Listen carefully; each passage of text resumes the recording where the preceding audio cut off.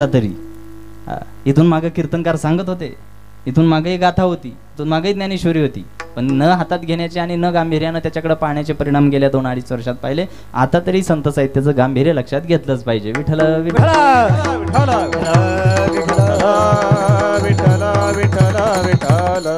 आणि एक गोष्ट जरा आत्मीयतेने सांगतो, बारकाईने ऐका. एक गोष्ट, सध्याच्या परिस्थितीला आमचा सगळ्यात मोठा अक्षम्य गुन्हा जर कोणता असेल ना, गुन्हा, तर तो गुन्हा म्हणजे हा आहे की आम्ही गाथा ज्ञानेश्वरीला पोथी पुराणात गुंडाळून देवाऱ्यात कोंडून ठेवले. हा सगळ्यात मोठा आमच्या आयुष्यातला गुन्हा आहे, सगळ्यात मोठा. तुकोबारायांच्या फोटोला बुक्का लावायचा, तो माऊली ज्ञानोबारायांच्या फोटोला हार घालायचा, पाया पडायचं, बाहेर पडायचं, आमचं कर्तव्य संपलं. अरे एक व्यक्ती म्हणून त्यांच्या जीवनाचा अभ्यास करा ना.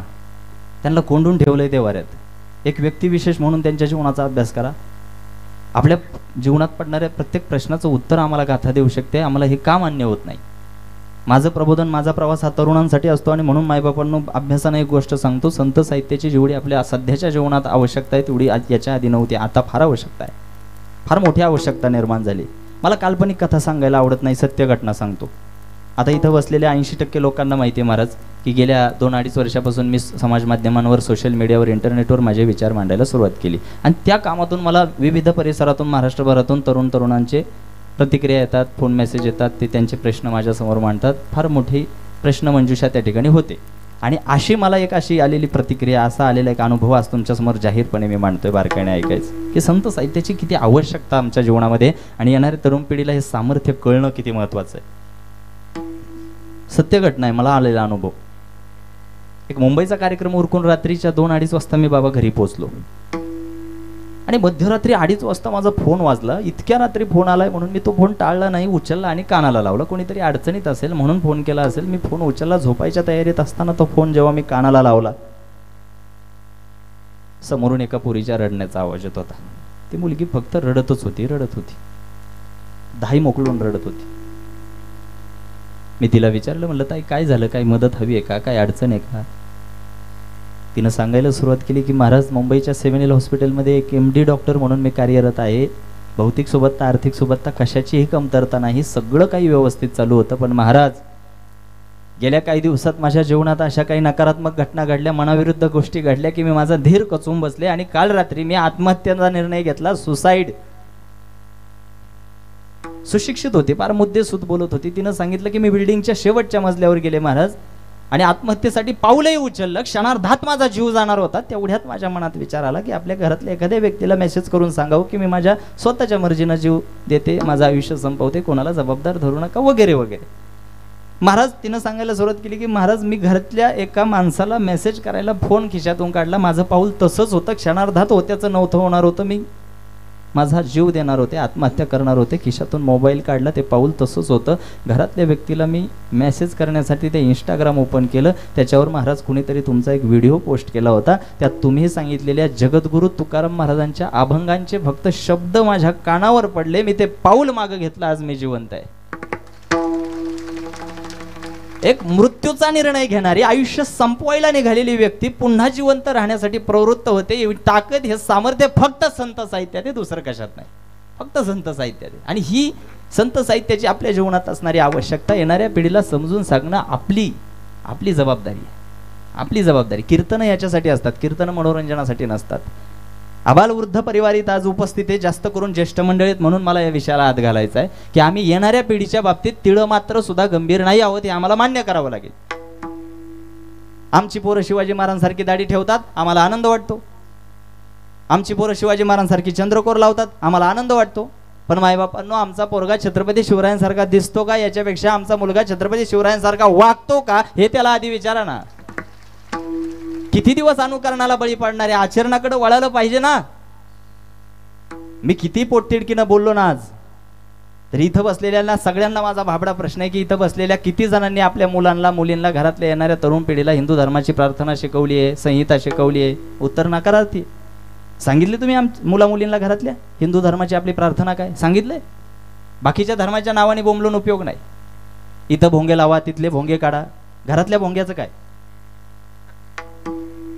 प्रश्न अनुत्तरित आहे. सांगितले आपल्या लोकांनी आपल्या मुलांना हिंदू धर्माची प्रार्थना कोणती? मुस्लिम धर्माच्या मुस्लिम धर्माचं कोणतंही पोरग बोलायला लागलं ना, तिसऱ्या दिवशी त्याला त्यांच्या धर्माची प्रार्थना शिकवली जाते. मुस्लिम धर्माचं पोरग बोलायला लागलं ना, तिसऱ्या दिवशी त्याला त्यांच्या धर्माची प्रार्थना शिकवली जाते. कितव्या दिवशी?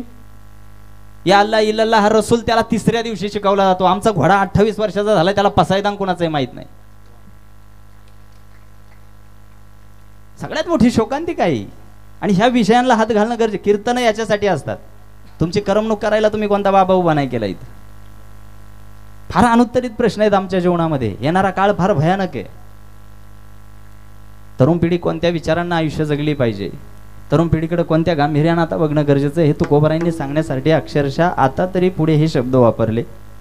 आणि पुन्हा तुकोबारायांच्या लक्षात आलं की हा समाज कीर्तन ऐकत असताना फक्त मान हलवण्यापलीकडे काही करत नाही. जैसे थे वैसे रहेंगे, पुढं पाठ माग सपाट ही परिस्थिती तुकोबारायांनी. अहो आम्ही सामान्य कीर्तनकार आहे. तुका म्हणे मेलो सांगता सांगता, ही सगळी कंटाळवाणी तुकोबारायांची भूमिका आणखी एका वाक्यातून पुढे आली. अक्षरशः कंटाळून तुकोबारायांनी तुमच्या माझ्यासारख्याच्या पायावर दंडवत घालायची तयारी दाखवली. अभंगाचं दुसरं चरण.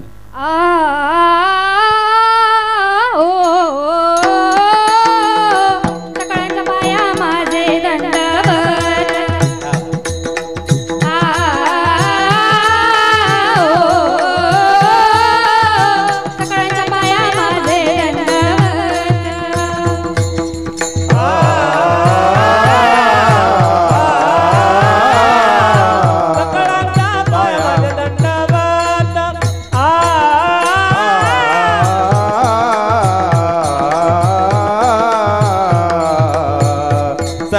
सगळ्यांच्या पाया माझे दंडवत.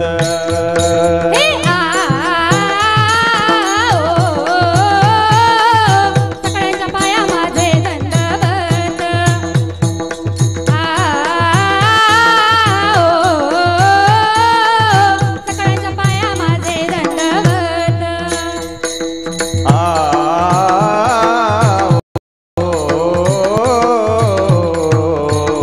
सगळ्यांच्या पाया माझे दंडवत.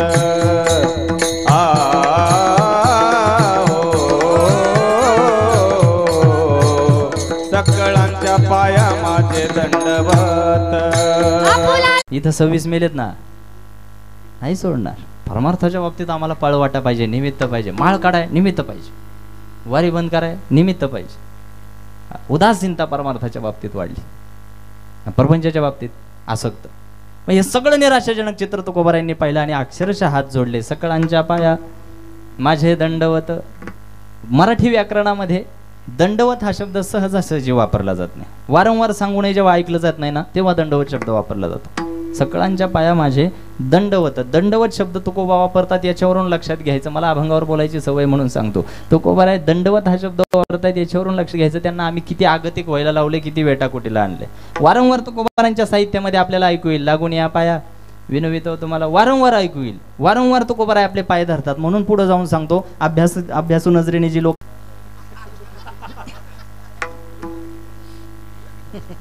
मी काय म्हणलं ना, नालायकी शिवी नाही. तुकोबारायांना काही चांगली कामं करून तुमची काही मन जिंकवायची नव्हती.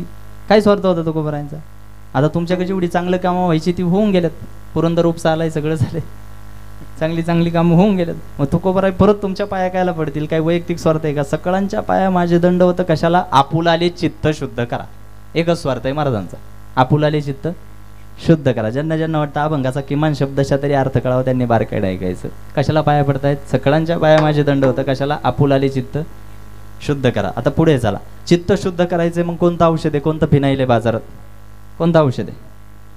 साधे साधे दाखलेत माझे. घरी एखादा माहेरचा पाहुणा यायचा असेल ना, माहेरचा, घरी एखादा माहेरचा पाहुणा यायचा असेल ना, सकाळपासून घराची साफसफाई करतात ही महिला मंडळ. एखादा माहेरचा पाहुणा यायचा म्हणलं ना, दिवसभर घराची साफसफाई. माझा मुद्दा काय?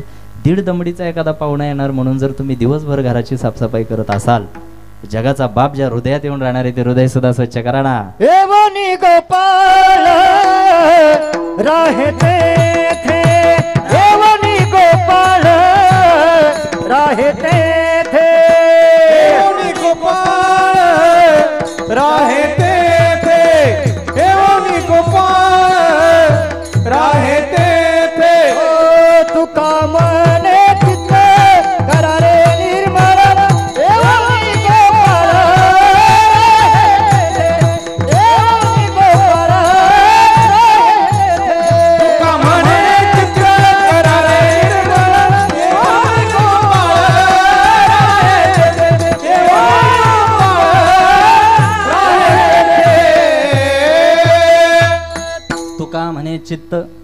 करारे निर्मळ. नेमक्या जागी बोट ठेवतात तुकोबराय. तुका म्हणे चित्त करारे निर्मळ कशासाठी? येऊनी गोपाळ, येऊनी गोपाळ राहे तेथे. कोण येऊन राहणार इथं? गोपाळ. गोपाळ म्हणजे कोण? गोपाळ म्हणजे कोण? सरपंच. विचारावं लागतं. वक्त्यानं मांडलेला विषय श्रोत्यांच्या किती पचनी पडतो हे तपासून पाहावं लागतं. नाही तर मी एकट्यानं बोलत राहायचं, तुम्ही म्हणायचं हा खरंय खरंय खरंय. सगळं पुढं पाठ मागं सपाट. समाज अनुकरण प्रिय होत चाललाय, आचरण प्रिय नाही. एवढ्या आवडीनं कीर्तन ऐकतात म्हणजे याचा अर्थ असा नाही उद्यापासून परिवर्तनाला सुरुवात झाली. फक्त औपचारिकता आहे. मी बोललेले विषय हा बघा खरंय खरंय खरंय. अरे पण ते तुमच्या बुद्धीला जुळतायत का? त्याची काही सांगड आपल्या जीवनाशी लावता येते का? काही नाही. फक्त अनुकरण चाललंय. अनुकरण प्रिय झालाय समाज. आता अनुकरणावरून आठवलं तर लॉकडाऊनमध्ये मला जरा वेळ होता, म्हटलं यावं फिरून. कुठंतरी मी गेलो होतो तिरुपती बालाजीला. पंढरपूरला गेल्यावर जसं पुंडलिकावरदा म्हणतात तसं बालाजीला काय म्हणतात? काय म्हणतात? गोविंदा गोविंदा. समाज अनुकरण प्रिय झालाय म्हणून आठवलं. आम्ही त्या बालाजीच्या घाटानं वर चढत होतो महाराज. आमच्या मागं महाराष्ट्रातली एक 60-70 वर्षाची आजीबाई होती, मराठी होती. आम्ही त्या घाटानं वर चढत मोठ्याने म्हणायचो गोविंदा गोविंदा. ती ऐकायची मागून. आम्ही म्हणायचो गोविंदा गोविंदा. ती म्हणायची आमचं बी त्याचे. आमचं बी. मला काही कळे ना ती अशी का म्हणते. आम्ही म्हणायचो गोविंदा गोविंदा. ती म्हणायची आमचं बी त्याचे. वरती गेलो, लिंबू पाणी प्यायला एका ओट्यावर बसलो. ती मागून आली. मी हळूच म्हणलं गोविंदा गोविंदा. ती म्हणते आमचं बी त्याचे. तिच्याजवळ गेलो, म्हटलं मावशी काय चाललंय तुझं? आम्ही म्हणतो गोविंदा आणि तू म्हणते आमचं बी त्याचे. ती म्हणते महाराज तुम्ही जे नाव घेताना गोविंदा ते आमच्या ह्यांचं बी नाव त्याचे. काय संबंध आहे का? तुझा ह्यो कुडं ह्यो कुडं. तुझा ह्यो 10 वाजले तरी घरी येत नाही. विनोदासाठी नाही सांगितलं. जेव्हा चैतन्य महाराज आज काहीतरी पोटतिडकीनं आम्हाला संत साहित्याचे दाखले देत आहेत ना, मग कीर्तनात बसल्यानंतर ते आपल्या बुद्धीशी जुळतायत. काही बसल्या जागी आपलंही काम आहे. नाही तर महाराज तुम्ही बोलत राहा आमचं बी. समाज फक्त अनुकरण प्रिय होत चाललाय. समाज अनुकरण प्रिय नाही, आचरण प्रिय होईल तेव्हा सुसंस्कृत महाराष्ट्र घडेल. विठ्ठल विठ्ठल.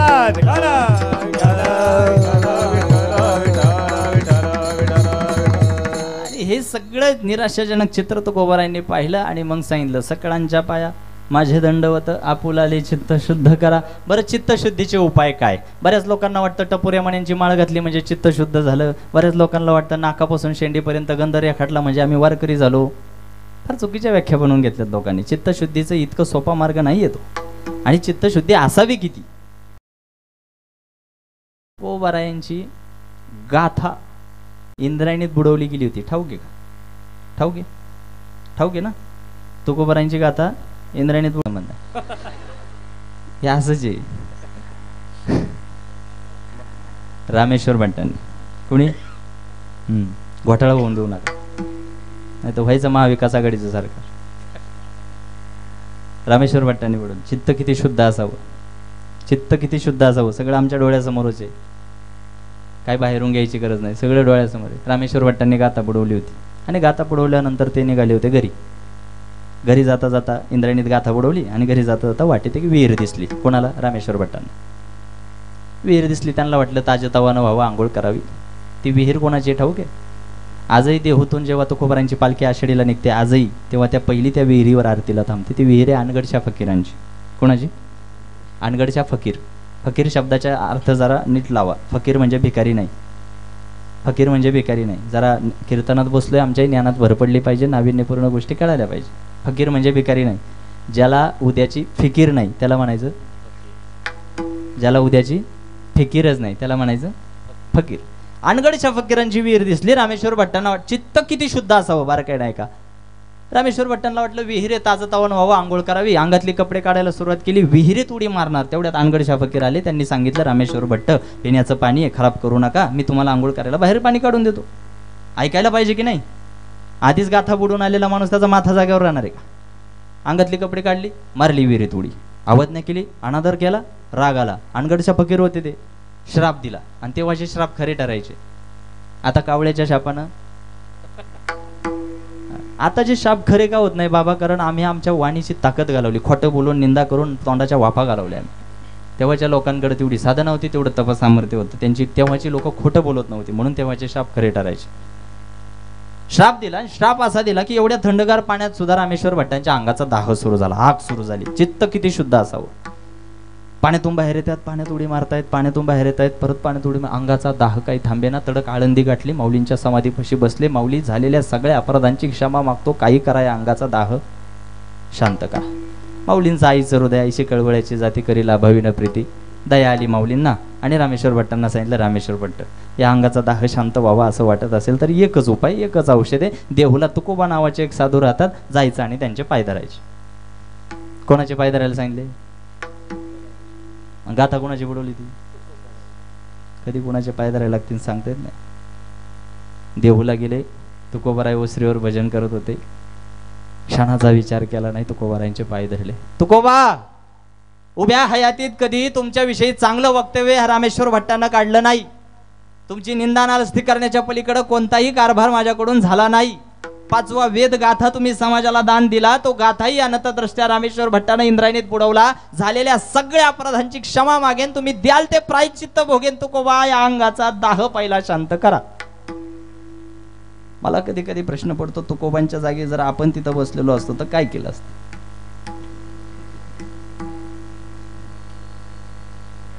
माझी गाथा बुडी तो माझ्या दारात. अहो तुकोबांची तरी गाथा बुडवली होती. आपलं ते खिशातलं डबडं टाकू द्या पाण्यात, कुणी जीव घेऊ आपण त्याचा. तुमचा मोबाईल कोणी पाण्यात टाकू द्या, बोकांडी बसता ना तुम्ही त्याच्या. काय बुडवली होती तुकोबांची गाथा? क्षणाचा विचार केला नाही.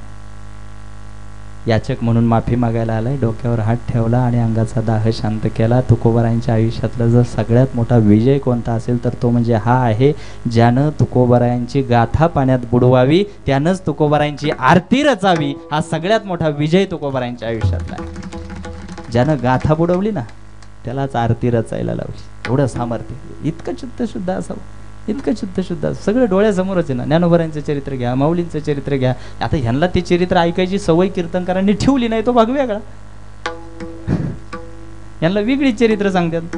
जावयानं खीर खाली, सासूनी जावायला मारलं, ह्याच्यासाठी कीर्तन आहेत का?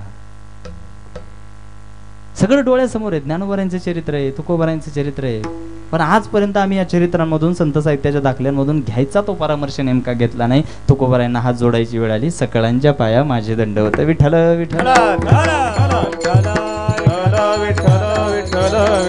सगळं आमच्या डोळ्यासमोर आहे. माऊली ज्ञानोबारायांच्या आयुष्याकडे आपण जर पाहिलं ना, चित्तशुद्ध किती असावं, किती प्रमाणात चित्तशुद्ध असावं हे शिकायला मिळेल. 10-12 वर्षाचं वय होतं माऊली ज्ञानोबारायांचं. हातामध्ये झोळी घेतली माऊलींनी आणि सिद्धबेटाकडून आळंदीकडे निघाले. डोळ्यासमोर चित्र आणा. आपल्या मुलांना समाजानं स्वीकारावं म्हणून आई वडिलांनी देहांत प्रायश्चित्त घेतलं. निवृत्ती ज्ञानदेव सोपान मुक्ताबाई पर्णकुटीमध्ये सिद्धबेटात राहत होते. किती चित्तशुद्ध असावं. हातात झोळी घेतली. 10-12 वर्षाचं कोवळं वय माऊलींचं. भिक्षा मागायला, मधुकरी मागायला आळंदीकडे निघाले. जेव्हा माऊलींना येताना पाहिलं तेव्हा त्या तत्कालीन समाजकंटकांच्या पोरांनी संन्याशाचं पोरगा आलं म्हणून हेटाळणी केली. दारं खिडक्या आदळून घेतली. फक्त दारं खिडक्या आपटण्यावर थांबले नाही, त्या नतदृष्ट्या लोकांनी माऊली ज्ञानोबा यांच्या अंगावर माती फेकली. माती फेकली अंगावर. ताकद नव्हती का माऊलींकडं? जयाचे द्वारी सोन्याचा पिंपळ, अंगी ऐसे बळ. अरे सगळ्यात निर्बुद्ध प्राणी रेडा, त्यालाही वेद वाजवायला लावणारी ताकद माऊलींकडे. मग माती टाकणाऱ्यांचं वाटोळ करायला वेळ लागला असता का? मला कधी कधी प्रश्न पडतो, जर चुकून आमच्या अंगावर कोणी माती टाकली, टाकायचं जाऊ दे, चुकून उडाली, चुकून आपल्या अंगावर माती रस्त्यानं उडाली, किती छान छान अभंग निघतील ना तोंडातून. साधे साधे प्रश्न आहेत माझे. तुम्ही असं कधी पाहिले एखाद्याच्या अंगावर माती उडाली तो म्हणाला देवाची द्वारी? पाहिले काय गावात एखादा अंगावर माती उडाली, बाबा जोरात एखादा घाईत चाललाय ना, अंगावर माती, चांगली खादीचे कपडे घातल्यात, अंगावर माती उडाली तो म्हणाला सुंदर ते द्यानं. अशा क्वालिटी शिव्या निघतात. चित्त किती शुद्ध असावं. माऊलींच्या अंगावर माती फेकली, ब्र काढलं नाही, कारण आईसाहेब मुक्ताईंनी सांगितलं होतं, योगी पावन मनाचा साहे अपराध विश्व रागे झाले वन्नी, संती सुखे व्हावे पाणी. आईसाहेब मुक्ताईंनी सांगितलं होतं, ब्र काढलं नाही. चित्त किती शुद्ध असावं. सगळं डोळ्यासमोर आहे आमच्या. अंगावर फेकलेली माती सगळी गोळा करावी, झोळीत घ्यावी, आणि ती सगळी झोळीत घेतलेली माती, अंगावर टाकलेली माती घेऊन माऊली ज्ञानोबारायांनी पर्णकुटी गाठली. सोबत आणलेल्या त्या मातीची एक पंती बनवली, मातीची पंती बनवली. त्या पंतीमध्ये एक ज्योत ठेवली, ती ज्योत प्रज्वलित केली. ती ज्योत पेटवल्यानंतर जो पांडुरंगाचा गाभारा उजळलेला माऊलींनी पाहिला, गुडघे टेकवले आणि डबडबल्या डोळ्यांनी पांडुरंगाला प्रार्थना केली, पांडुरंगा आज ज्या मातीच्या पंथीमुळं तुझा गाभारा एवढा उजळून निघालाय ना, आज या मातीच्या पंथीमुळं एवढा प्रकाश तुझ्या गाभाऱ्यात पडलाय ना, एवढाच प्रकाश त्या माती टाकणाऱ्यांच्या बुद्धीमध्ये पडू दे, त्यांच्या आयुष्याचं सार्थक होईल. माती टाकणाऱ्यांचं वाटोळ होऊ दे असं माऊली म्हणाले नाही. जे खळांची तया सत्कर्मी, खळ म्हणजे वाईट प्रवृत्तीचे लोक, ज्यांचा खळपणा वाढलाय त्यांचं वाटोळ होऊ दे, नाही तया सत्कर्मी त्यांचं मन सत्कर्मात रत होऊ दे. हे सगळं आमच्या डोळ्यासमोर आहे. माऊलींचंही चरित्र आहे, तुकोबारायांचंही चरित्र आहे, पण ते ऐकायला आम्हाला वेळ नाही, ते ऐकण्यात आम्हाला रस नाही. आणि सगळे निराशाजनक चित्र तुकोबारायांनी पाहिलं. अक्षरशः हात जोडले, बाबांनो सकळांच्या पाया माझे दंडवत, आपुलाले चित्त शुद्ध करा. पुन्हा काही वारकरी तुकोबारायांना म्हणाले, तुकोबा जवळपास 11 वाजत आले तरी तुम्ही म्हणताय आता तरी पुढे हाची उपदेश नका करू नाश आयुष्याचा, सकळांच्या पाया माझे दंडवत, आपुलाले चित्त शुद्ध करा. सगळं खरं आहे तुकोबा, पण आमचं हित कशात आहे ते तरी आम्हाला सांगा. हित ते करावे देवाचे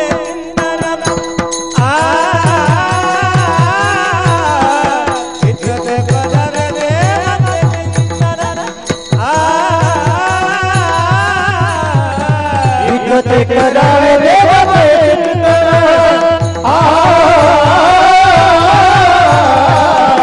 ते करावे देवाचे चिंतन,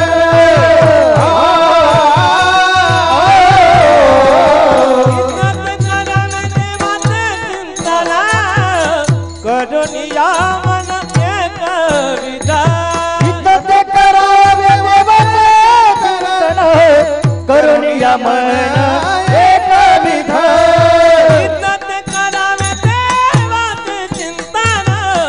करून या मन एक विधा. हित ते करावे देवाचे चिंतन, करून या मन एक विधा. सकळांच्या पाया माझे दंडवत, सकळांच्या पाया माझे दंडवत, सकळांच्या पाया माझे दंडवत, सकळांच्या पाया माझे दंडवत, माझे दंडवत, माझे दंडवत. आमचं हित कशात आहे? हित ते करावे देवाचे चिंतन. आणि ते देवाचं चिंतन कालही आम्ही करत होतो, देवाचं भजन आजही करतोय, देवाचं भजन उद्याही करत राहू. पण त्या भजनामध्ये जी दुरुस्ती करणं गरजेचं आहे, ती दुरुस्ती करण्यासाठी आणि ती दुरुस्ती समजून घेण्यासाठी आताही आपल्याला वारकरी परंपरेप्रमाणे भजन करावं लागेल. मांडी घालायची, ताट बसायचं आणि आपले दोन्ही हात वर करायचे. वा वा वा वा, ज्यांना 2 आहे त्यांनी 2 करा, दोन्ही हात वर. इकडे काय डिस्काउंट आहे का? दोन्ही हात वर आपापलेच करा. ती मावशी दुसऱ्या मावशीचा हात उडीत, दोन्ही हात वर करा. वा वा वा वा वा. बघा कॅमेरा चालू आहे, एकाचा जरी हात खाली दिसला ना, माझा मुक्कामच आहे त्याच्या घरी आज. दोन्ही हातवर असं भजन झालं पाहिजे. एक टाळीत एक मुखात. थांब थांब थांब, रुको जरा, हात खाली आहे काय, दोन्ही हातवर. हा, एक टाळीत. थांब, लय घाई.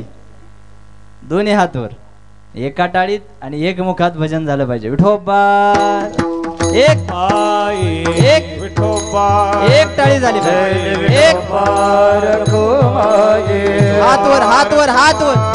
विठोबा रखुमाये, पार रखुमाये, पार खुमाये, पार रखुमाये, पार खुमाये, पार रखुमाये, पार खुमाये, पार रखुमाये, पार खुमाये, पार रखुमाये, पार खुमाये, पार रखुमाये, पार खुमाये, पार रखुमाये, पार खुमाये, पार रखुमाये, पार खुमाये, पार रखुमाये, पार खुमाये, पार रखुमाये, पार खुमाये, पार रखुमाये, पार खुमाये, पार रखुमाये, पार खुमाये, पार रखुमाये. होबा होबा होबा होबा होबा होबा होबा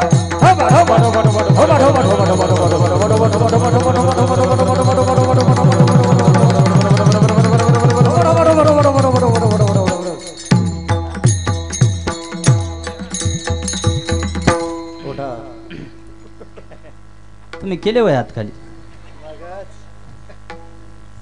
हात खाली करा एवढी घाई. मी एका जुन्या माणसाच्या तोंडून ऐकलं होतं,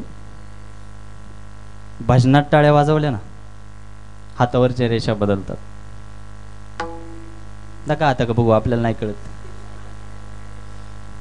पण मी याच्याही पलीकडे जाऊन म्हणेन, भजनात टाळी वाजवल्यानंतर हातावरच्या रेषा बदलतील की नाही हा भाग सोडून द्या, पण मी याच्याही पलीकडे जाऊन सांगतो, भजनात टाळी वाजवल्यानंतर हातावरच्या रेषात बदलतील की नाही माहीत नाही, पण भजनात टाळी वाजवल्यानंतर इथल्या रेषा बदलल्याशिवाय राहणार नाही. टाळ्या वाजल्या पाहिजे कीर्तनात. मी मगाशी सांगितलं ना, टाळी कोणला वाजवता येऊ शकते? माणसाला. भजन कोणला करता येऊ शकतं? माणसाला. आपण कोण आहोत? नक्की फायनल? वाजवा बरं टाळे. हित ते करावे देवाचे चिंतन. गेल्या 2-2.5 वर्षातला जर काळ आम्ही पाहिला, कोरोना महामारीच्या काळात मोठमोठे गडगंज श्रीमंती असलेली लोक सुद्धा नैराश्यात गेलेली आपण पाहिली. एकलकोंडी झाली माणसं. मोठमोठे व्यावसायिक आणि गडगंज संपत्ती असलेले गर्भश्रीमंत लोक सुद्धा आज मला फोन करून म्हणतायत की महाराज आम्ही नैराश्यात आहोत, एकलकोंडेपणा वाढलाय, नेमकं यातून बाहेर यायचं कसं? मानसिक ताणतणाव कुटुंबांमध्ये वाढलेला पाहायला मिळतो. मग या सगळ्या गर्तेतून, नैराश्याच्या विचारांच्या गर्तेतून बाहेर यायचं असेल तर तुकोबाराय म्हणतात, हित ते करावे देवाचे चिंतन. बरं, चिंतन आम्ही भजन कालही करत होतो, आजही करू, उद्याही करत राहू, पण त्याच्यात दुरुस्ती करणं गरजेचं आहे. हित ते करावे देवाचे चिंतन, पण कसं करून या मन एकविध. त्या भजनामध्ये एकविधता असली पाहिजे.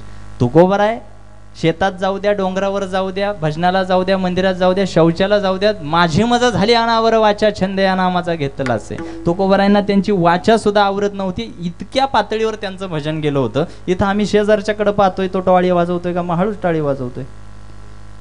आता इथं विषय तसा गंभीर आहे. आमच्या शेजारचा चांगला नाही ना. आम्ही आता टाळी वाजवली का उद्या शेजारचा म्हणणार रात्रीला हा बप झाला होता. मराठी माणूस अर्ध्या हळकुंडानं पिवळा आहे महाराज. ह्या विषयावर आता परत कधीतरी बोलत, ह्याच्यावर असं मस्त 1 तास पाहिजे. अर्ध्या हळकुंडानं पिवळा आहे मराठी माणूस. तुम्ही एखाद्याला शेट म्हणा, झालं ते झोपतच नाही रात्रीच. अर्ध्या हळकुंडानं पिवळा आहे मराठी माणूस, बस काही नाही. स्तुतीप्रिय प्राणी. फक्त खांद्या वाट्यावायचा म्हणायचं शेट तुमच्यासारखं ना, बस. ते बायको पुढे बी असंच करते. तो विषय वेगळा आहे. पण कुठेतरी हा सगळा गेल्या 2-2.5 वर्षातली ही सगळी द्विधा मनस्थिती, जी वैचारिक संभ्रमावस्था निर्माण झाली, ती जर दुरुस्त करायची असेल तर त्याचं औषध तुकोबाराय म्हणतात, हित ते करावे देवाचे चिंतन करून या मन एकविध. तेवढी एकविधता भजनात आली पाहिजे, तेवढं प्रेम असलं पाहिजे, तेवढी आत्मीयता असली पाहिजे. आणि एकविधतेच्या आणि एकनिष्ठतेच्या बाबतीत सगळ्यात मोठं उदाहरण आज हनुमंतरायांच्या दरबारात कीर्तन करतोय म्हणून सांगतो. एकनिष्ठतेच्या आणि एकविधतेच्या बाबतीत सगळ्यात मोठं उदाहरण हनुमंतरायांशिवाय दुसरं असू शकत नाही. एकविधता, दुसरं उदाहरण नाही. अभ्यासाचा विषय माझ्या आवडीचा प्रसंग आहे बघा. एकविधता काय असावी, एकनिष्ठता काय असावी. हनुमंतराय एकदा सीतामातेच्या महालात गेले, सीतामातेंच्या. आणि सीतामाता त्या ठिकाणी कपाळी सिंदूर भरत होत्या, भांगेत कुंकू लावत होत्या. पूर्वीच्या महिला कुंकू लावायच्या. हनुमंतराय सीतामातेंच्या महालात गेले, सीतामाता त्या ठिकाणी. आणि हनुमंतरायांनी पाहिलं आणि त्यांनी सीतामातेला विचारलं की हा लाल पदार्थ जो तुम्ही हातात घेतलाय त्याला काय म्हणतात? आता हा बिचारा बालब्रह्मचारी लाल पदार्थ हातात घेतलाय त्याला काय म्हणतात? सीतामाता म्हणले, अरे हनुमंता, याला असं असं याचं प्रयोजन आहे की हा लाल पदार्थ असा भांगेत भरला की मालकाचं आयुष्य वाढतं. हनुमंता, हा लाल पदार्थ असा चिमूटभर भांगेत भरला ना, चिमूटभर, मालकाचं आयुष्य वाढतं. हा लाल पदार्थ चिमूटभर वांगेत भरला ना, चिमूटभर, मालकाचं आयुष्य वाढतं. एवढंच वाक्य पठ्ठ्याने ऐकलं. दरबारात गेले, आपला महाल गाठला, अख्खा डबा घेतला, घालीन लोटांगण, मोकळं पटांगण. आजही हनुमंतरायांच्या कोणत्याही मंदिराचा रंग कोणता आहे? सिंदूर लाल चढायो. सगळे लाल, नखशिकांत लाल झाले हनुमंतराय. काय एकविधता शिकावी त्यांच्याकडून, काय एकनिष्ठता शिकावी. सगळे लाल झाले, नखशिकांत लाल झालेले हनुमंतराय दरबारात आले. सगळे हसायला लागले. म्हणले, काय उद्योग करून घेतलाय, सगळा लाल झालाय, काय अवतार करून घेतलाय? सगळे हसायला लागले. रामप्रभू हसले नाही. रामप्रभूंना ठाऊक होतं, मनोजवम मारुतुल्य वेगम जितेंद्रियम बुद्धिमताम वरिष्ठम. ज्याला बुद्धिमंतांमध्ये वरिष्ठ गणलं जातं तो असा अविचारण काय करणार, विनाकारण काय करणार. सगळे हसत होते. रामप्रभू हसले नाही. रामप्रभू जवळ गेले, म्हणले हनुमंता अरे काय काय अवतार करून घेतलाय, सगळे हसतायत. त्यावेळेस हनुमंतरायाने जे उत्तर दिलं ना ते अखिल मानवजातीसाठी त्याची एकविधता स्पष्ट करणारं उत्तर होतं. हनुमंतराय म्हणले देवा तुम्हाला बी हसायचं असेल तर हसा. रामप्रभू म्हणले मी नाही हसत, पण तू कशासाठी हा उद्योग केलाय. हनुमंतराय म्हणले मी सीतामातेंच्या महालात गेलो होतो, त्या ठिकाणी ते लाल पदार्थ घेऊन बसले होत्या. मी विचारलं कशासाठी, ते म्हणले चिमूटभर लावला की मालकाचं. मग तू काय केलं. काही नाही देवा, महालात गेलो, तो लाल पदार्थ चिमूटभर नाही अख्ख्या अंगाला फासून घेतला, गुडघे टेकवले आणि त्या जगाच्या बापाला ठणकावून एक गोष्ट सांगितली की चिमूटभर नाही, फक्त चिमूटभर नाही, आयुष्यभर अख्ख्या अंगाला लाल फासून फिरेन, माझा राम माझ्या नजरेआड होता कामा नये. चिमूटभर काय अख्ख्या आयुष्यभर अंगाला लाल फासून फिरेल, माझा राम माझ्या नजरेआड होता कामा नये. ही एक विधता, ही एक निष्ठता आम्ही हनुमंतरायाकडून शिकावी. आमचं काय भजन आहे, तुकोबारायांनी केलं त्याला भजन म्हणतात, आम्ही काय केलं भजन. तुकोबांनी केलं भजन. डिफरन्स बिटवीन भजन अँड भजन, ते भजन होतं, आम्ही काय केलं भजन. भजन वेगळं आणि भजन वेगळं. भजनामध्ये आत्मीयता असायला हवी, भजनामध्ये डोळ्यासमोर आपला विधाता दिसायला हवा, तेवढी आत्मीयता असायला हवी. हे सगळं आता सांगण्याचं कारण काय, इथून मागे तुम्ही कीर्तन ऐकली, उद्याही ऐकाल, पण आज एवढं ठणकावून सांगण्याचं, आज एवढं अट्टहासानं वारंवार सांगण्याचं कारण गेल्या 2-2.5 वर्षात जी माणसं कोरोनाच्या महामारीच्या काळात आम्ही मरताना दगावताना पाहिली, जी माणसं कोरोनाच्या काळात दगावली ना बाबा, ती कोणी परग्रावून आली नव्हती. कोण होती ती, आपलीच होती ना. आपल्यासारखी झाडा माणसाची, आपल्या गावातली, तालुक्यातली, आपल्याच माहितीतली, आमच्यासोबत उठणारी मस्तारी माणसं आम्ही उघड्या डोळ्याने मारताना पाहिली. किड्या मुंग्यांसारखी जीवितहानी होताना आम्ही पाहिली. अकल्पित दृश्य सगळं आम्हाला पाहावं लागलं, न भूतो न भविष्यती. एवढ्या मोठ्या प्रमाणात जीवितहानी होताना आम्ही पाहिली. पुन्हा ती वेळ येऊ नये म्हणून तुकोबाराय औषध सांगतात, हित ते करावे देवाचे चिंतन, पण कसं करून या मन एक विध. पुन्हा तुकोबारायांना काही वारकरी म्हणाले, तुकोबा तुम्ही सांगताय ते सगळं आम्हाला पटलं, पण आम्हाला प्रपंच सांभाळून परमार्थ करायचा आहे. कामधंदा, नोकरी, व्यवसाय, शेतीवाडी सगळं सांभाळून आम्हाला परमार्थ करायचा आहे, व्यापार आहे. तुकोबा म्हणाले व्यापार करा, पण कोणता करा. तुका म्हणे हित, तुका म्हणे हित, होय तो व्यापार, होय तो व्यापार. तुका म्हणे हित, तुका म्हणे हित, तुका म्हणे हित, होय तो व्यापार. तुका म्हणे हित, हो तुका म्हणे हित, तुका म्हणे हित, होय तो व्यापार, होय तो व्यापार. तुका म्हणे हित, तुका म्हणे हित, तुका म्हणे हित, होय तो व्यापार, होय तो व्यापार. तुका म्हणे हित,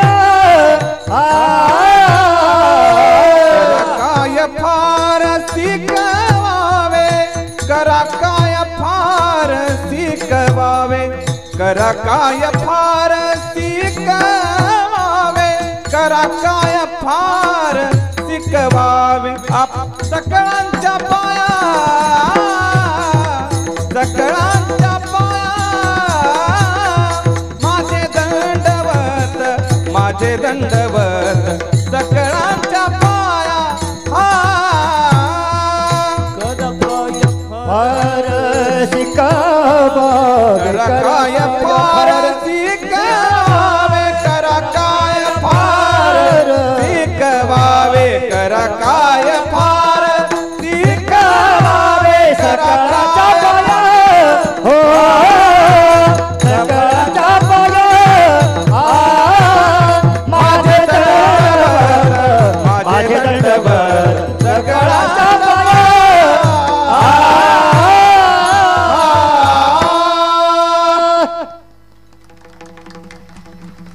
आम्हाला प्रपंच आहे, कामधंदा आहे, व्यापार आहे.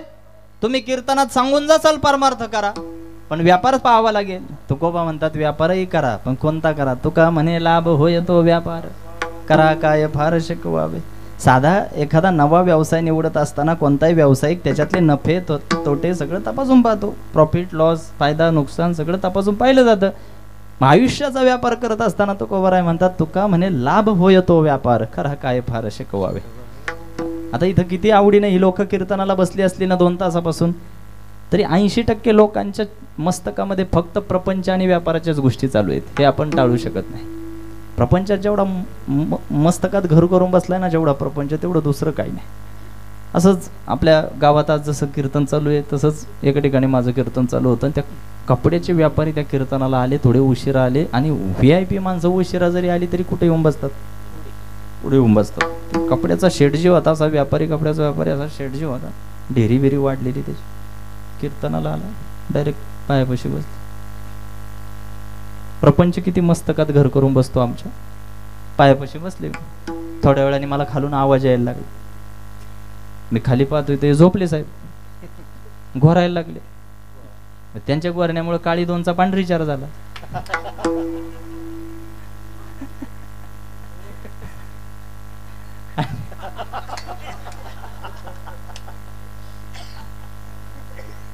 प्रपंच आमच्या मस्तकात किती घोळ करून बसलाय.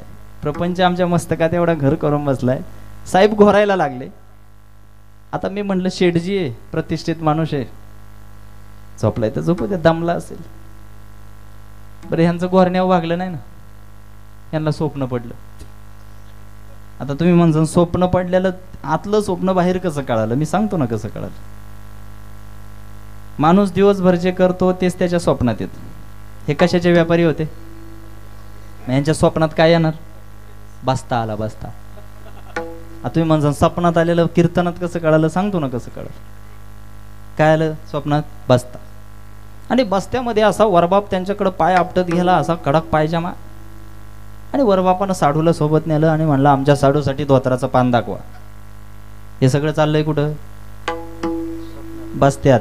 बसता कुठे? स्वप्नात. स्वप्न कोणला पडले? शेठजीला. शेठजी कुठे? कीर्तनात. कीर्तनात कुठे? असं जरा जागे होया तुम्ही. आमच्या साडूसाठी धोत्राचं पान दाखवा म्हणले. शेठजीने मस्त असं धोत्राचं नवीन पान टाकलं, पण जोडी दाखवली, धोत्राची जोडी. आता वरबाप म्हणला, मी पायजामा घालतो, हे बहादर एकटंच धोतर घालतंय, जोडी नेऊन काय करू, एकच धोतर द्या त्याला. अहो म्हणला, डिस्काउंट मध्ये देतो, घ्या जोडी घ्या, कशाला कापायला होता, सांगितलं तेवढं करा, एकच धोतर द्या कापून. आता धोतर कापून द्यायचं म्हणल्यावर कापायला काय लागते?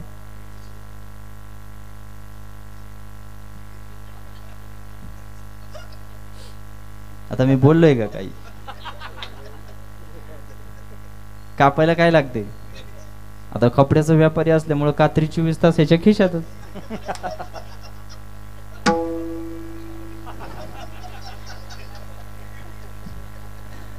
त्यांनी काढली कात्रीन, धरलं ना माझं धोतर.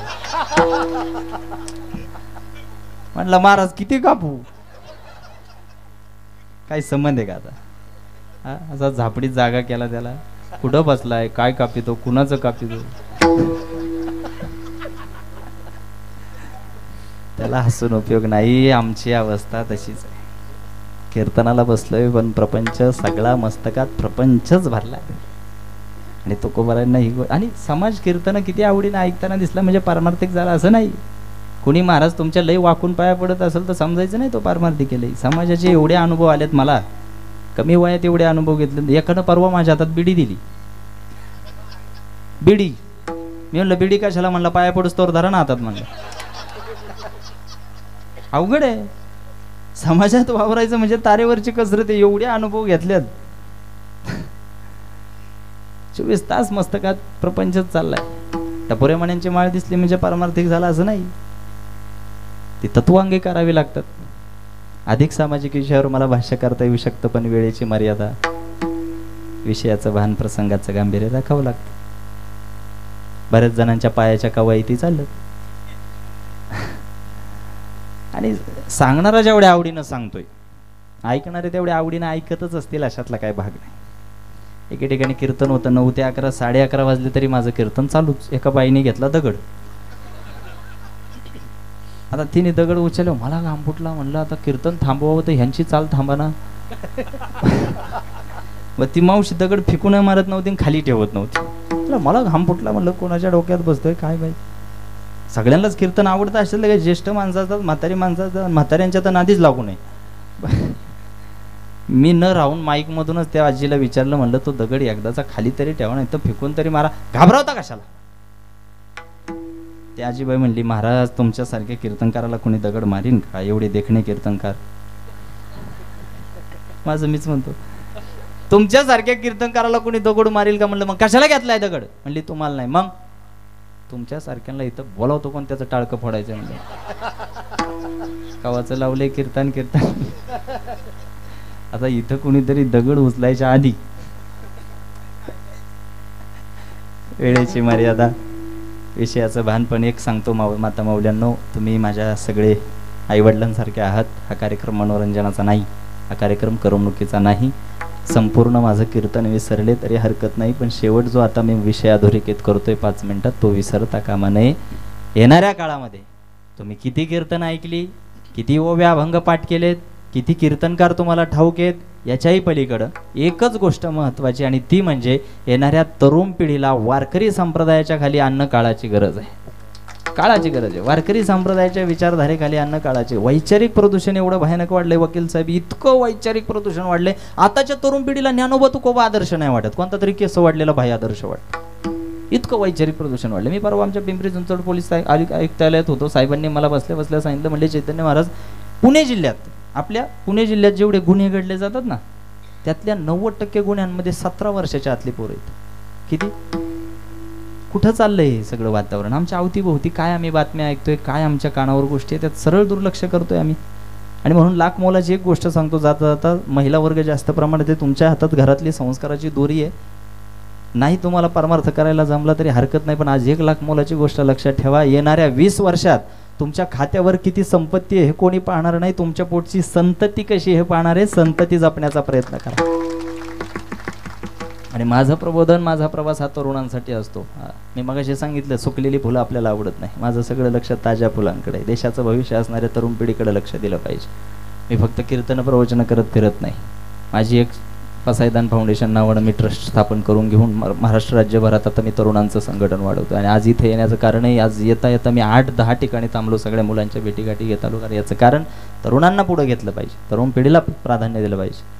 ह्याही भागातली आता आमचा वैभव कोलते असेल, ही सगळी पोरं असेल पसायदानच्या माझ्या ट्रस्टच्या कामात एवढा हातभार लावतात. तुमच्या सासवड परिसरातली पोरं, माझं रक्त त्यामुळेच तळमळतं की एकाच कारण असतो माझी इथे येण्याची धडपड आहे की बाबा तरुण पिढीला पुढे घेतलं पाहिजे. बऱ्याच ग्रामीण भागात मी महाराज पाहतो, 90-90 वर्षाची म्हातारी माणसं माईकच सोडायला तयार नाही.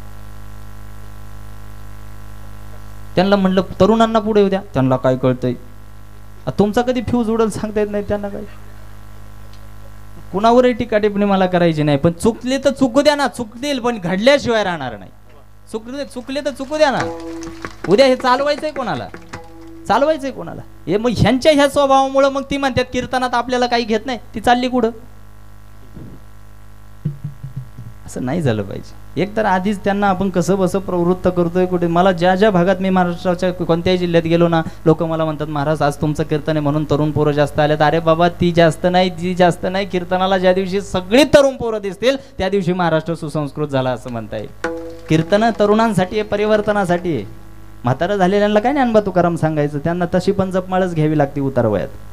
तरुणांसाठी संप्रदाय उद्बोधक आणि तत्व तरुणांसाठी मार्गदर्शक आहे. म्हणून जाता जाता आज माझी केविलवाणी ही हाक ऐका. मायबापांनो, संस्काराची दोरी तुमच्या हातामध्ये आहे. येणारा वैचारिक काळ फार प्रदूषणाचा आहे आणि म्हणून येणाऱ्या काळात तरुणांना वारकरी संप्रदायाची दिशा आणि दशा देणं फार गरजेचं आहे. आणि जसं मी सांगितलं, अधिक विषयावर मला भाष्य करता येऊ शकतं, पण कोणीतरी दगड उचलायच्या आधी वेळेचं भान, विषयाची मर्यादा आणि प्रसंगाचं गांभीर्य राखावं लागेल. माझी नियोजित वेळही संपलेली आहे आणि मी म्हणतो आजच्या कीर्तनातले सगळे मुद्दे जरी पूर्ण लक्षात नाही राहिले तरी अभंगाचे 2 शब्द लक्षात ठेवायचे. कोणत्या बाईनं चुकून तुमच्या दारात कचरा टाकला, तिला म्हणायचं आता तरी. निवडणूक आल्यावर कोणी माणसं फोडाफोडी करायला लागला, त्याला म्हणायचं आता तरी.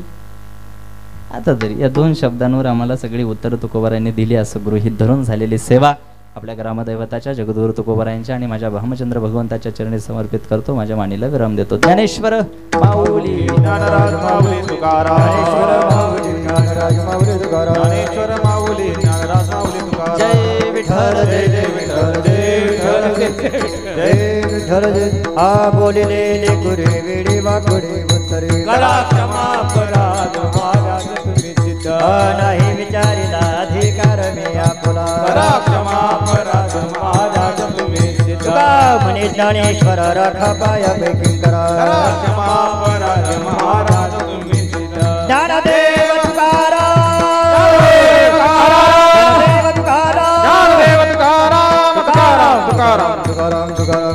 कुंडली कवरती हरी विठ्ठल ज्ञानदेव तुकाराम संस्थान की जय. उपस्थित बंधू भगिनी, नामसप्ताहाचा आपण 6वा दिवस साजरा करत आहोत.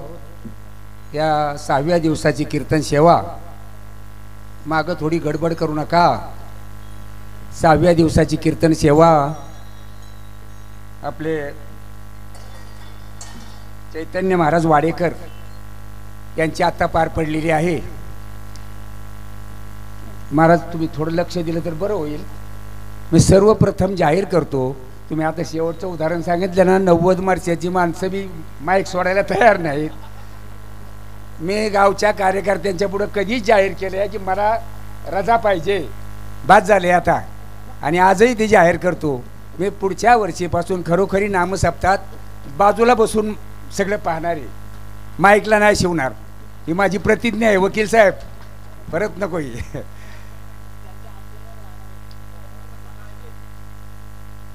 असो तर महाराज तुम्ही जे आता कीर्तन केलं ना, एवढं सुंदर कीर्तन झालं की त्याचं वर्णन आमच्यासारख्याने करणं शक्य नाही. तुम्ही ज्ञानी माणसात, तुमची बुद्धी तुम्हाला सरस्वती अनुकूल आहे.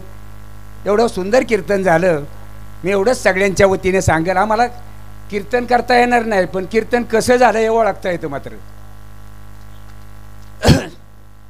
तर मला एवढीच सदिच्छा व्यक्त करावीशी वाटते आमच्या सगळ्या श्रोत्यांच्या वतीनं की महाराष्ट्रातले 1 नंबरचे कीर्तनकार तुम्ही व्हावे, आणि तसं झाल्यावर एकदा आमच्या मंडपात तुमचं कीर्तन व्हावं अशी सदिच्छा व्यक्त करतो. तुमचा आभार मानतो. आणि बऱ्याचशा आमच्या तरुण मंडळाने चालू वर्षीचं नियोजन केल्यामुळं तुमचंही कीर्तन ऐकण्याची संधी लाभली. मी प्रामाणिकपणे स्वच्छ कबूल करतो की मी तुमचं कीर्तन अद्याप ऐकलेलं नव्हतं, पण आज ऐकण्याचा योग आला. आमचे साधे मोबाईल असतात माझ्यासारख्या जुन्या माणसांचे, आणि नवीन ज्याचे मोबाईल आहे बारी बारी आहेत ना, त्याच्यावर तुमची कीर्तनं चालतात, ऐकायला मिळतात. त्यांना मला खरंच ऐकायला मिळलं नव्हतं, आज मिळालं, धन्य झालो. तुमचं मनापासून आभार मानतो. आजचा प्रवचनाचा जो कार्यक्रम होता त्या आमच्याच नातेवाईक प्रणाली जाधव वाल्याची मुलगी आहे, आपल्या बाळवाडीच्या रावबापूच्या नातीची मुलगी आहे. तर अतिशय सुंदर असं प्रवचन केलं. मी तिला कौतुक केलं. तिचं वयाने कमी आहे, कुठल्याही वारकरी शाळेत नाही, तरी पण सुंदर असं प्रवचन तिने केलं. मनाला भावलं सगळ्यांच्या. तिला शुभेच्छा अशाच तऱ्हेच्या दिल्या, तिचं कौतुक केलं.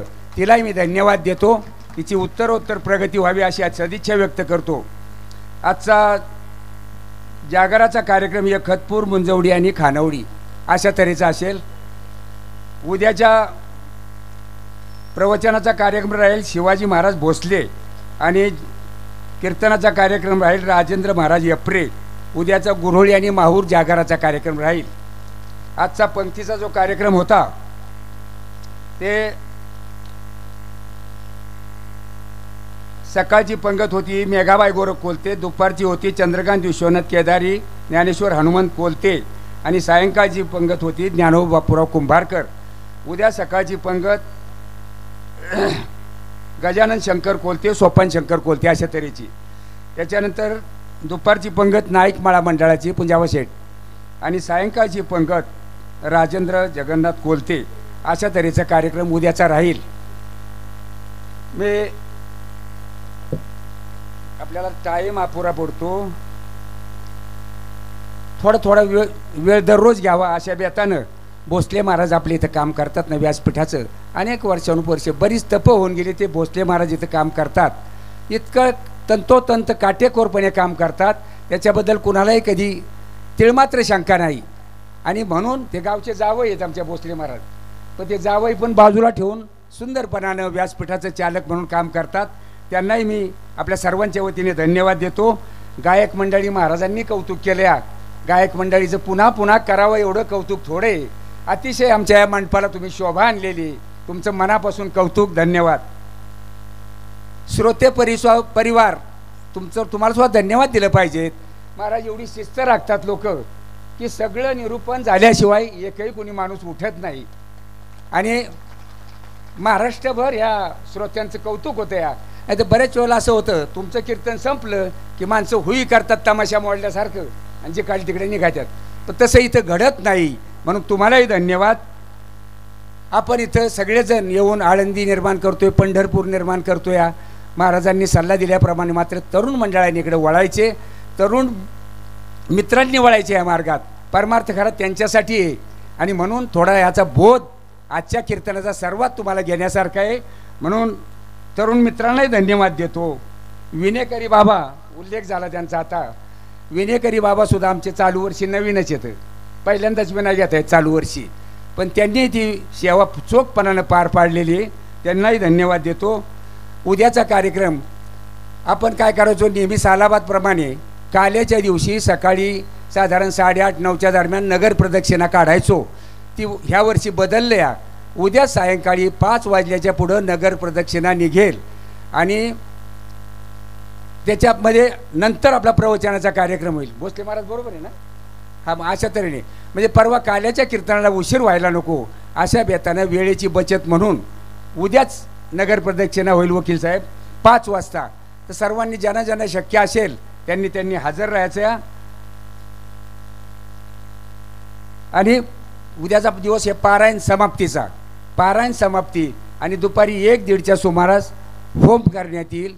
त्याच्याकरता सुद्धा काही जोडपी नेमले तर होमाला बसण्याकरता पूजेसाठी. पण बाकीच्या ज्यांना ज्यांना शक्य असेल त्यांनी त्या कार्यक्रमाला उद्या हजर राहायचं. मला वाटतं फारसा वेळ न मोडता अजूनही यादीचं वाचन वगैरे आहे. आज मला वाटतं नाव नाही सांगता येणार पण आपल्या मच्छिंद्राबाचे साडू बोरमधले येतं ते आज मुद्दाम आपल्या कीर्तनाला इथं आलेले येतं. आमचे वाघले महाराज आलेले येतं. नवीन काही पाहुणे मंडळी मावडीजी वगैरे इथं असतातच. त्या सर्वांचं मी स्वागत करतो, धन्यवाद देतो. आणि आपल्या यादीचाच कार्यक्रम पहिला समाजाला यादीच आहे ना पहिली.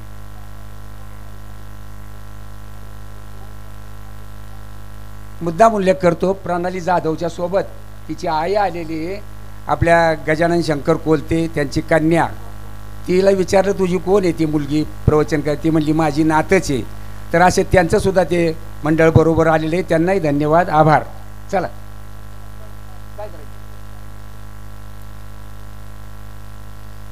आजच्या 6व्या दिवसाची सेवा हरिभक्तपरायण चैतन्य महाराज वाडेकर यांनी आपल्याला जे प्रबोधन काय केलं आता मी त्यांचा आभार मानतो. जरी आपण 11 वाजले तरी आत्ताच बंद केलं, 12 जरी वाजले असते तरी आपल्याला कुणी दगड घेतला नसता. तर धन्यवाद महाराज. आपलं महाराजाचा सन्मान करण्यासाठी मी ग्रामपंचायत सदस्य रवींद्र आबा कोलते यांना विनंती करतो की आपण या ठिकाणी व्यासपीठावरती यावं. ग्रामपंचायत सदस्य चंद्रकांत बापू कोलते आपणालाही विनंती करतो आपण या स्टेजवर यावं. प्रगतशील बागायतदार सुरेश विनायक कोलते आपणालाही विनंती करतो की आपण या स्टेजवर यावं.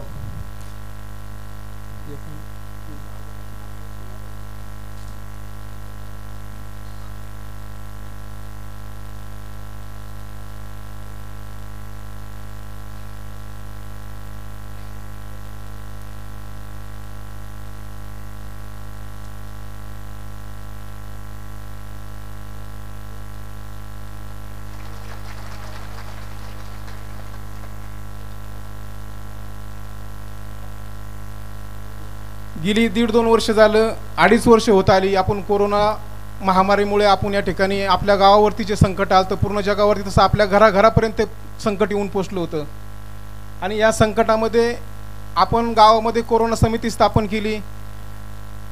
कोरोना समिती स्थापन करत असताना आपल्याला प्रत्येक इथं आरोग्य कर्मचारी आहेत, त्यांनी आपल्याला आपल्या जीवाची पर्वा न करता अहोरात्र असं काम केलं. अंगणवाडी सेविका असतील, आशा सेविका असतील, आरोग्य कर्मचारी असतील, सर्व त्यांनी पूर्ण वेळ देऊन आपल्याला ह्या संकटातून बाहेर काढण्यासाठी मदत केली. मी आणि त्यातीलच एक कर्मचारी नवनाथ जायभाई यांचं मावळ या ठिकाणी प्रमोशन होऊन आज ते बदली झाली. त्यांनी एवढं मोठं काम या आपल्या गावामध्ये 2-2.5 वर्षामध्ये केलं. ही बदली झाल्यामुळं मी त्यांचा सन्मान आपल्या ग्रामस्थांतर्फे करावा असं मी त्यांना विनंती करतो की जायबाई आपण स्टेजवरती यावं. त्यांच्या सुविद्य पत्नी यांनी सुद्धा स्टेजवरती यावं. त्यांचा सन्मान करण्यासाठी मी आमंत्रित करतो ग्रामपंचायत सदस्या कविता विठ्ठल कोलते, दुसऱ्या ग्रामपंचायत सदस्या सुषमा नवनाथ कटके आणि मेघनाथ नारायण कोलते, हनुमंत ज्ञानोबा कोलते, निवृत्त पोलीस अधिकारी. मी यांना विनंती करतो की आपण स्टेजवरती यावं.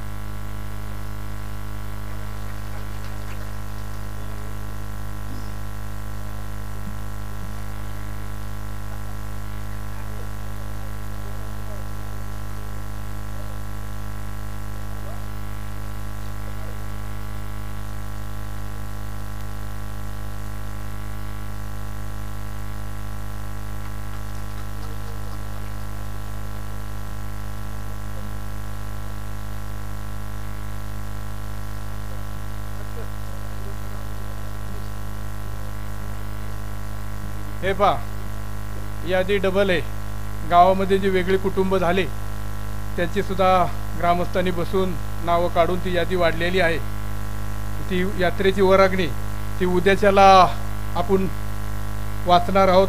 आज देणगीदारांची मोठी यादी आहे. रोज रोज देणगीदार देणगी देतात. त्यांची यादी जर वाचली नाही तर कदाचित ती मंडळी झोपणार नाहीत, कारण आपण देणगी दिलेली आहे त्याचा नामोल्लेख झाला नाही हा असा त्यांचा समज होईल, म्हणून थोडी कळ काढा. आत्ताच महाराजांनी शेवट जाता जाता एक उल्लेख केला बापूंच्या बद्दल. बापूंनी 41 वर्षापासून हा सप्ताह स्थापन केला आणि बापूच्या तरुणपणापासून महाराज म्हणतात तरुण पाहिजे, बापू तरुण होते, तो सप्ताह उभा केला. पण सप्ताह उभा करताना किती अवघड असतं ही तुम्हाला बी माहिती आहे. आणि मग पुढं पुढं जाता जाता सप्ताह रेटता रेटता बापूंना त्याच्यात विरोध बी झाला काय समाजकंटकांचा. काही लोक सप्ताह बंद करायला सुद्धा टपलेली होती, पण ते सगळं तरुणांच्या सहकार्याने हाणून पाडायचं काम बापूंनी दरबारनी केलं.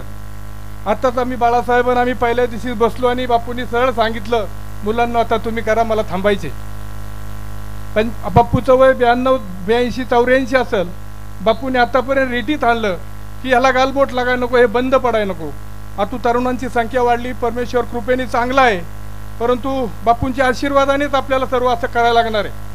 मला महाराजांनी मगाशी सांगितलं, अतिशय वाईट वाटलं 1-2 गोष्टीचं, की 90 वर्षापर्यंत माझ्या खातोवर काही समाजकंटकांनी टाळ्या वाजवल्या. त्या माणसांचा मी इथं निषेध करतो का हा सप्ताह चालवायचं इतके वर्ष या माणसांनी बोजा व्हायला आणि त्यांनी माणसांनी टाळ्या वाजवायच्या, माझ्या कानावरती टाळ्या आल्या. अतिशय वाईट वाटलं, क्लेशदायक झालं. म्हणून बापूंनी सुद्धा आता जाहीर करून टाकलं, बापूच्या मनाला लागलं की आता आपण थांबण्यात काय अर्थ नाही. म्हणून बापू थांबले. बापूचं वय झालंय, थोडं ऐकायला कमी होतं, दिसायला कमी होतं, म्हणून बापू सांगत होते आम्हाला की मला करायचं नाही. नवे बापू 8 वर्षापूर्वी सांगत होतं, पण तरी पुढं येत नव्हती मंडळी. मी बापूच्या जोडीला असायचो, अनेक मंडळी त्याच्यातली गेली, लोप पावली. असो, या ठिकाणी बापू पुढल्या वर्षापासून आपल्याला या ठिकाणी तरुणांनीच करायचे, परंतु कुणाची हेटाळणं चांगलं करणाराची करू नये, याच्यामुळं क्लेश निर्माण होतो. आणि आयुष्यभर चांगलं काम केल्यानंतर त्याच्यावरती ते बरोबर वाटत नाही, ही कृपा करून मी पिसोरेकरांना सांगायचे. सगळीच माणसं वाईट नसतात, एखाद दुसरं असतं त्याच्याकडे दुर्लक्ष करायचं असतं, आपण दुर्लक्ष करून चालूया. तुम्ही तरुण मंडळी सगळं ते पुढे नेताल अशी मी अपेक्षा व्यक्त करतो. आणि या ठिकाणी तुम्ही जी देता त्याच्यावरती हा सप्ताह चालतो पैशावरती, ती मी देणगी वाचून दाखवतो. गणेश तात्या कोलते उपसरपंच पिसोरे 500 रुपये, गोरखनाथ बाबूराव कोलते 200 रुपये, विनायक नामदेव मस्के 501 रुपया, बाळासाहेब पांडुरंग कोलते 100 रुपये, सुरेश टेलर कोलते 100 रुपये, मच्छिंद्र लक्ष्मण कोलते 100 रुपये, दत्तात्रय रावसाहेब कोलते 100 रुपये, बाजीराव कोंडीबा कोलते 100 रुपये, गोरख राघू कोलते 211 रुपये, राजेश सुरेश कोलते 100 रुपये, बाळू कोंडीबा कोलते 100 रुपये, शांताराम लक्ष्मण कोलते 700 रुपये, दत्तात्रय किसन कोलते आचारी 100 रुपये, अश्रू दगडू कोलते स्मरणार्थ संजय अश्रू कोलते 501 रुपया, सर्जेराव दिनकर कोलते 400 रुपये, विजय नामदेव कोलते 100 रुपये, बापू साहेबराव कोलते स्मरणार्थ अंकुश बापू कोलते 100 रुपये, आत्माराम नामदेव कोलते 100 रुपये, कांतीलाल विलास कोलते 100 रुपये, मधुकर सदाशिव वायकर 100 रुपये, काही बाळासाहेब महादेव कोलते स्मरणार्थ संदीप बाळासाहेब कोलते 100 रुपये, विठ्ठल भीमाजी कोलते स्मरणार्थ विजय विठ्ठल भीमाजी कोलते स्मरणार्थ विजय विठ्ठल कोलते 100 रुपये, रोहिदास सुखाराम मोडक 50 रुपये, अरवन इलेक्ट्रिकल सासवड 100 रुपये, वसंत दोंडीबा कोलते 200 रुपये, पै बाळासाहेब पंढरीनाथ कोलते 100 रुपये, उल्हास नाना साठे 1100 रुपये, अरुण काशीनाथ कोलते 100 रुपये, विष्णू बाबराव कोलते 200 रुपये, हरिभाऊ किसन कोलते स्मरणार्थ किसन बाळू कोलते स्मरणार्थ शोभा भोसले 1000 रुपये, किसन बाळू कोलते यांच्या स्मरणार्थ 251 रुपये, तसेच शोभा भोसले यांचे 1000 रुपये, शिवाजी सोपाना स्मरणार्थ नूतन महेश कोलते 100 रुपये, प्रतीक्षा कोलते 30 रुपये, रवींद्र मारुती कोलते 100 रुपये, प्रदीप अशोक आंबोले 101 रुपया, सीताबाई रामचंद्र कोलते 151 रुपये, किशन रामचंद्र कोलते 101 रुपया, बबन सयाजी कोलते 100 रुपये, सुरेश विष्णू कोलते 100 रुपये, सोपान निवृत्ती वायकर 101 रुपया, शिवाजी प्रभाकर जगदाळे 100 रुपये, वेदांत सुखदेव कोलते 100 रुपये, राजाराम शंकर कोलते 500 रुपये, जय गणेश मोबाईल शॉपीस 100 रुपये, जगन्नाथ सदाशिव कोलते स्मरणार्थ विजय जगन्नाथ कोलते 100 रुपये, उल्हास दत्तात्रय कोलते 100 रुपये, सुरेश निवृत्ती कोलते 50 रुपये, इंदुबाई लक्ष्मण कोलते स्मरणार्थ 100 रुपये, पोपट हरिभाऊ कोलते 50 रुपये, बाळासाहेब दत्तात्रय कोलते 501 रुपया, सुरेश नाना साठे 200 रुपये, मंगल सुरेश साठे 200 रुपये, काव्य अनिल साठे 100 रुपये, दत्तू मारुती कोलते मुकादम 100 रुपये, हर्षद कलेक्शन कैलास अश्रू कोलते 100 रुपये, गोपीनाथ बाबराव कोलते 100 रुपये, शंभूराज दत्तात्रय कोलते 50 रुपये. बघू दुसरी वही थोडं राहिले, शांतता राखा. श्रीधर मारुती कोलते स्मरणार्थ विकास सुभाष श्रीधर कोलते 1000 रुपये, नारायण महादेव कोलते 1000 रुपये, बाळासाहेब सुभाना कोलते 500 रुपये, कृष्णा अशोक कटके 500 रुपये, धन्वंतरी हॉस्पिटल 1000 रुपये, जनाबाई सयाजी कोलते स्मरणार्थ मस्कू सयाजी कोलते 1000 रुपये, श्रीनाथ किराणा वाघापूर चौफुला विक्रम कोंडे 101 रुपया, शेतकरी सेवा केंद्र वाघापूर भूषण जगताप 100 रुपये, नवनाथ बबन कोलते 100 रुपये, अर्जुन भिकू कोलते 100 रुपये, शकुंतला शांताराम कोलते 501 रुपया, माऊली हॉटेल शामराव वायकर 111 रुपये, मनोहर दत्तात्रय कोलते स्मरणार्थ मुक्ताबाई मनोहर कोलते 201 रुपया, सुरेश विनायक किसन कोलते 101 रुपया, लक्ष्मण तात्याबा कोलते 100 रुपये, बिरू शेठ कोलते 200 रुपये, आत्माराम बापूराव कोलते 101 रुपया, एकनाथ सोपाना कोलते 100 रुपये, सुवर्ण बाळासाहेब कोलते 100 रुपये, मंदा हनुमान कोलते 100 रुपये, कमल कृष्ण अडसूळ 101 रुपया, धनाजी सुभाष अडसूळ 101 रुपया, अभिजित सुरेश शिरसट 101 रुपया, शालन गणेश भोसले 100 रुपये, सुरेखा उत्तम जगदाळे 100 रुपये, ओंकार कैलास ताठे स्मरणार्थ वर्षा कैलास ताठे 101 रुपये, शिवाजी बाळू कोलते 100 रुपये, शुभांगी अशोक कोलते 100 रुपये, धनश्री सुनीता बांदल 50 रुपये, अंजुबाई लकुळ कोलते 50 रुपये, संजय शंकर कटके 50 रुपये, साईराज धर्मराज कोलते 100 रुपये, कैलास दिनकर कोलते 101 रुपया, सामर्थ प्रमोद काशवेत 20 रुपये, पाणी बघू